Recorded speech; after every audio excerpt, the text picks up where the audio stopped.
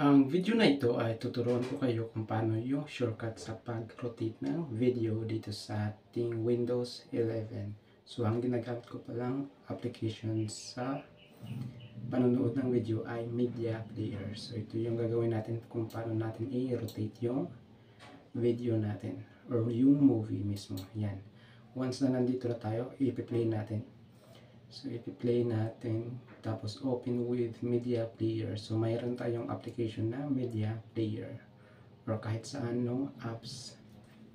So, ang gagawin natin dito ay naka-landscape yung ating video ito. So, naka-landscape siya. Ang gagawin natin, i-portrait natin yung video. So, Ctrl-Shift-R lang yung gagamitin natin. Ctrl-Shift-R. Tapos, marorotate na yung video natin. So, naka-landscape siya.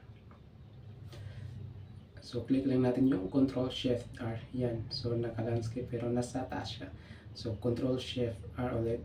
Tapos, Ctrl-Shift-R hanggang ma-portrait na yung ating video. Ctrl-Shift-R. Yan. So, ito na yung video natin. So, na-rotate na yung video. So, ganun lang. Ayan, so ganun lang kasimple kung paano natin i-rotate yung ating video dito sa Windows 11. So click lang natin yung Ctrl-Shift-R tapos maro-rotate na yung ating video.